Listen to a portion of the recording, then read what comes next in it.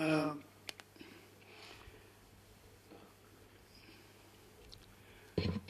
think the success of the Indian nuclear energy program must be attributed to the stellar leadership of Nehru. Now, there are a great many weaknesses in his leadership as the program unfolded, but he is really primarily responsible for having seeded it, having, in a sense, institutionalized the vision that Bhabha, in a sense, it was Bhabha's vision that he adopted and institutionalized. It's another matter that that vision is now fraying and for want of government support. I think what is really important is, in most democracies, I suppose most systems, political systems, the leader at the top. Nehru, uniquely for his generation, I think, may not have understood science, but he had an instinctive regard for it. He went to Harrow a couple of years, he went to Cambridge a couple of years after Lord Rutherford split the atom. In fact, in his biography, if you recall, he writes about that event, about how he was hugely impressed and so on and so forth, and much blessed by being in Cambridge, not very far from the Cavendish laboratory where Lord Rutherford split the atom. It is that instinctive regard for science, I think, he carried into his prime ministership. And it is important to note that the Atomic Energy Commission was established. If I'm not mistaken, it was amongst the first atomic energy commissions established, and certainly several years before the United States got down to doing it. His trust in Bhabha, and the only man that reading through history of that period, the only man who treated Nehru as an absolute equal, other than his political stalwarts, like Govind Ballabh Pant and Rajaji and Sardar Patel and so on. Amongst the people, the apparatchiks of the system, Bhabha was the only one who did not treat him with any sense of deification. In fact, he called him Bhai. They got to know each other on a trip that Nehru and Indira were taking to Europe in 1936, and they were on familiar terms. In other words, there was none of that awe of the Prime Minister, none of that, the distancing aspect that in a sense derails many of the good policies wherever they start in the Indian government, assuming there is any awe that the Prime Minister's command anymore. I think it is important to note that Bhabha's vision, quite extraordinarily, was at once visionary in the sense of he had the goals that he had set. The famous three-stage, three-phase program to achieve energy security, and on the other hand, the practical aspects, how to go about doing it. It's one thing to plan, and we are great planners. It's quite another thing to actually implement and set in motion and institutionalize working mechanisms and procedures that realize these goals, or at least begin to realize the programs as they get implemented. First of all, I think, I won't dwell much on the three-stage plan. Everybody knows about it, but just very roughly, the first stage as a natural uranium-fueled reactors, heavy water moderated. The second stage being the breeder reactor, and the third stage, the thorium-fueled. Based on the simple natural fact that India possesses between 30 to 40% of the known reserves in the world. So naturally, thorium is the route we have to go. But just to short-circuit that particular argument, we then are amongst the, I think, 2 or 3 countries who have expertise in all 3 fuel cycles, uranium, plutonium, and thorium, with the Kamini reactor in Kalpakam, which is the thorium-fueled reactor, with the largest man-days of experience in running that reactor, etc. So we have the expertise in 3 fuel cycles, fairly unique. Now, Nehru's, I think, the other contribution by Bhabha in terms of practicality was how he set up the Atomic Energy Commission itself. First of all, he said he decided that there would be no paper, it would be a paperless regime, primarily because this was very classified stuff, highly secret, given the fact that someone like the last Eastern Army commander, the British commander, what's his name? Tucker, Francis Tucker, as in his writings, he suggested as far back as 1943-44 that India would be a nuclear weapon power. If it wasn't that it should be a nuclear weapon power, given the monazite sands and thorium available, etc., etc. And he made the case out then. Now, 43, 44. I mean, he just returned from his GOC 4 division from the Maghreb in the 8th Army. Now the question is, you had this kind of a background. In November 1946, you had Auchinleck write his famous Note 16, wherein he talked about an Indian nuclear force. He called it rocket forces. I mean, this is quite remarkable what's happening. You have these kinds of very practical military talk going on, even as the nuclear program is being seeded by Bhabha, principally, with extraordinary, patron relationship of the Prime Minister, who is convinced by Bhabha to also concurrently be Minister for Atomic Energy. That was institutionally the biggest coup, because that meant that it is just, you have the decision loop that could be closed at just 2 people. Given the fact, moreover, that it is a paperless regime, no paper. It's, I think, still the case, uniquely, that there's no paper. The chairman of the Atomic Energy Commission, Secretary DAE, goes to the Prime Minister and he says, well, this, that, and the other, these are the priorities. The Prime Minister says, okay, nothing on paper. It is remarkable. It's also the only department of government that can write its own checks. There is no appeal to the Finance Ministry. The Secretary Department of Atomic Affairs, Energy, writes his own checks. Now, this is the kind of complete loop Bhabha set up, establishing virtual autonomy within the Indian system for the nuclear program. He also, I think earlier when the Atomic Energy Board was constituted, there were other people.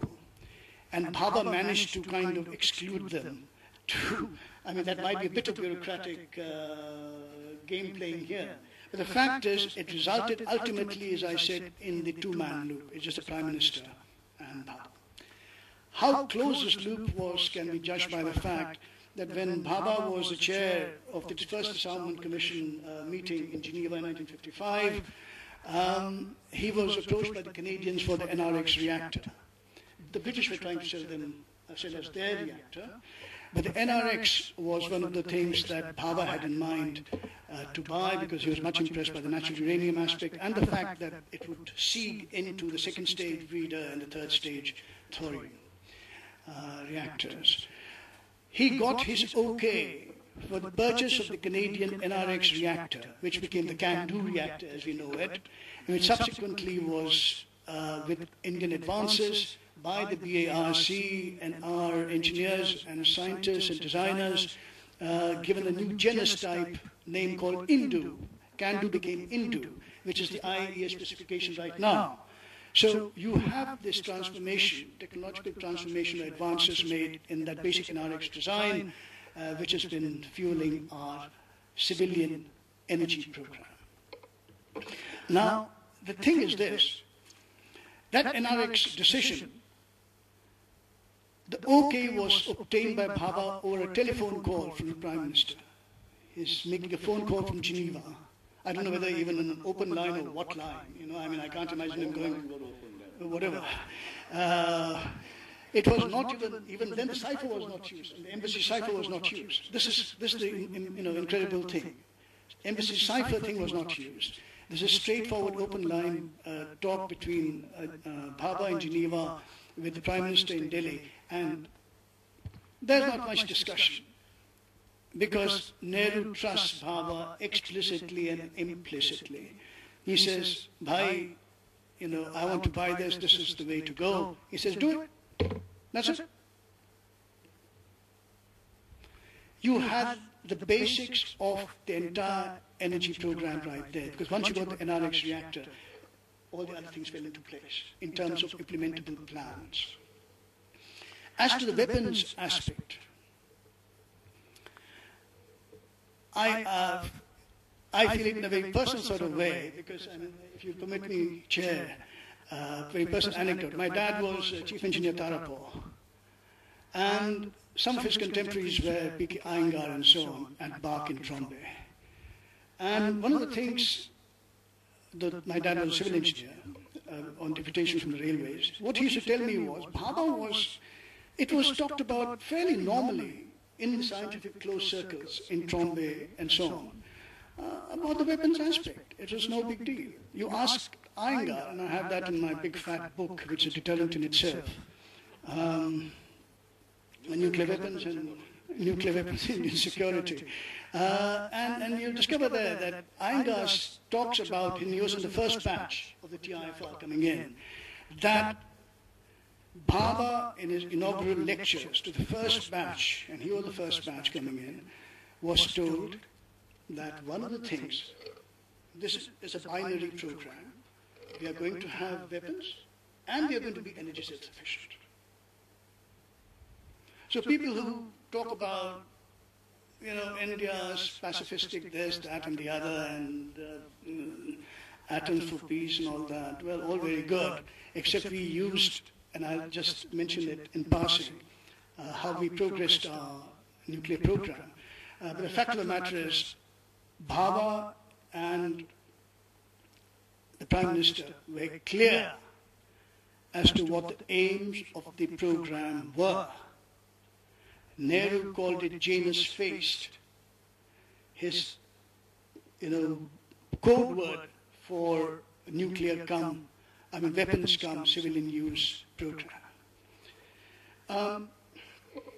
It's another matter, and I'll not get into this because it's been dealt with at huge length in my books and my writings, about the strategy and thinking, etc. There I think Nehru got muddled, enormously muddled, as he was in various other respects in strategic matters. And he did not somehow cotton on in that respect to Bhabha's constant urgings. Starting in October of 1962, when the 4 Corps was being beaten in Thagla and Nefa, and Bhabha went to Nehru, he flew in from Bombay and told Nehru, let me test. Please remember the date. This is October of 1962, when the Chinese were humiliating us. He said, let me test, because this will lift the morale of the people. Meaning that he thought that the plutonium reprocessing plant that Setna was putting together could somehow be speeded up and he could get going. And once he got the Prime Ministerial okay, that this would then be fast forwarded to testing stage. Of course, he knew what test meant. Test meant follow on and then to a weapon. But his point was, if we tested, a beaten people will feel uplifted. Their spirits will recover faster, etc. And he even costed it. Or an AIR address, All India Radio address. That's how open things were at the time. He talked about both nuclear, fission, and fusion arsenal. Important. A fission and plus fusion arsenal of about 50 weapons for rupees 18 lakhs. Now, you might say 18 lakhs. Please now, if you just very quickly calculate the escalation index in terms of inflation, the early inflation since then, and the rate of the rupee, etc., you'll discover it's not very far from the cost even now. Not very far. Indeed, P.K. Iyengar in 1990, immediately after the test or thereabout, talked about the fact that you can have one fission bomb for 1 crore, he said, because that was the cost of the MiG-21 aircraft. Now, if that was the costing, that's why I say if you go back, the 18 lakhs holds. Incidentally, the thermonuclear bomb is not much costlier than a fission bomb. People don't realize, they think two-state, this, that, the other. It's costing-wise. At that time, dollar was 3.5 rupees. Whatever it was. The point, I think, is ultimately that, things at the early stage, initial stage of the nuclear program, people were very clear in their minds as to what they were doing up to the point of gaining the capability. Ian Prasad, who had worked right from the start in the plutonium reprocessing, which was the critical thing. Once it came on stream in February of '64, we could have made the bomb. Bhabha again went. Nehru died in May of that year. Bhabha again went immediately, or Nehru was called to inaugurate. He couldn't make it. He was not that well, or something of the kind, and therefore, Bhabha inaugurated himself the plutonium reprocessing unit. That was the open sesame to weapons capability. Right, we had it in '64.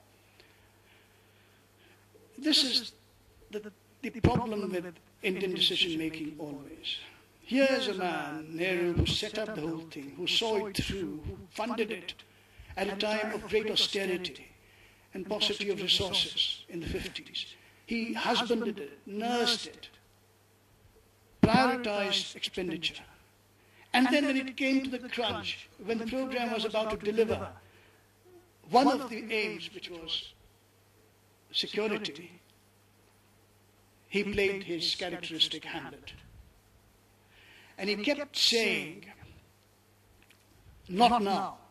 Prepare for everything, but not now. Meaning don't go over the hump into weapons. I mean, I looked everywhere to understand that gap. What happened to Nehru? And I can't except to speculate that he was simply, I think, overwhelmed by the enormity. I mean, it's one thing to say get going with some doubt whether you can actually make it. By '64 you make it. And here's Bhabha really fast-forwarding in various ingenious ways the program. And then the government of India just comes to a dead stop. And of course, once he dies and Shastri takes over, you pay the wages of secrecy. This was so secret that nobody in the Indian government knew about it. But nobody in the Indian government knew about it. Shastri didn't, L.K. Jha, his PPS didn't, not the CAPSEC, but nobody knew. That was how secret this was. And you can understand why. Because Bhabha was very aware that if the Western countries came to know about it, several things would happen. First of all, sabotage and so on were eminently the possibilities, of course.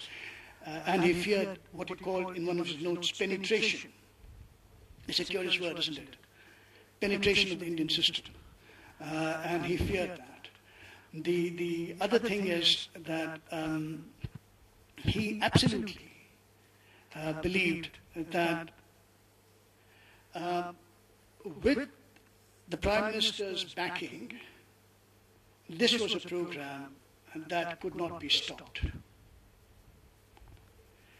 Very quickly, as to how we fast-forwarded the nuclear energy program, first of all, he absolutely used the atoms for peace, or if for our American friends or others, misused it. We got everything we could in terms of the open documents from the Manhattan Project that Eisenhower put out into the public realm in Geneva at the IAEA. We have an entire underground library in Bach, actually, shelf upon shelf of the Atoms for Peace documents, where you virtually had everything.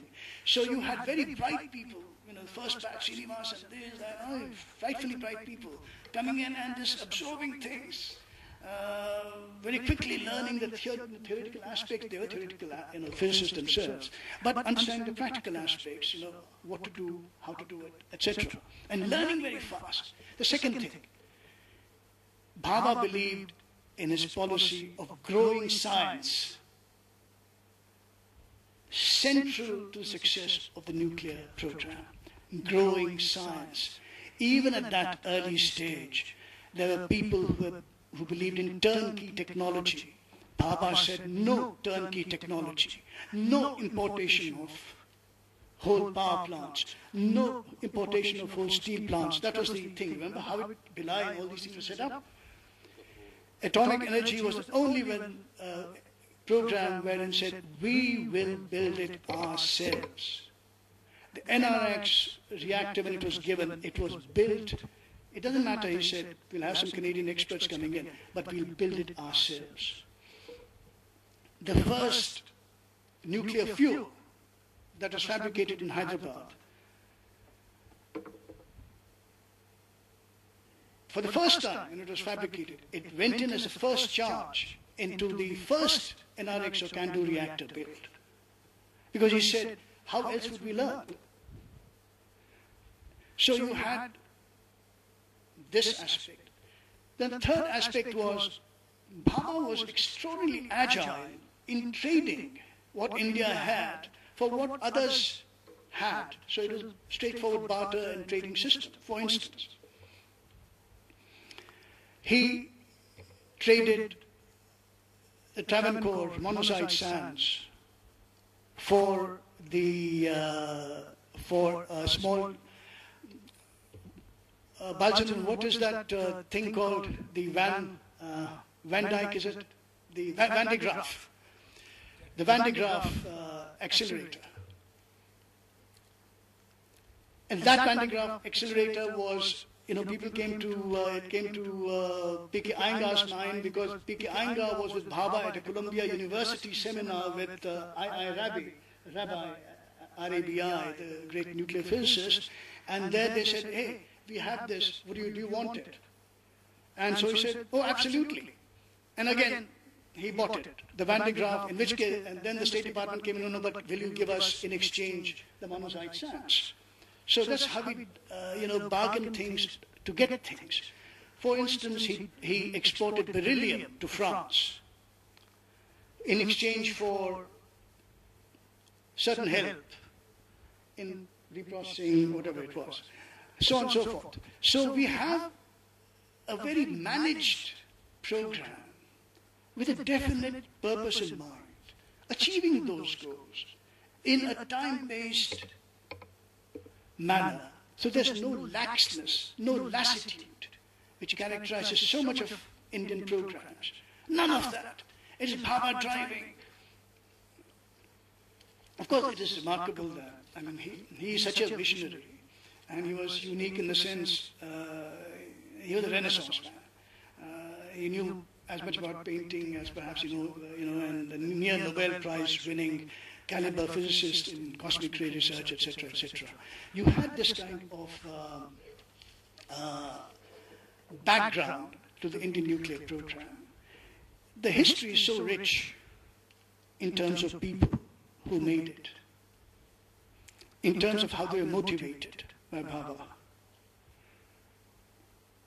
But I think there's no example elsewhere, certainly not in the Indian system, that I can think of.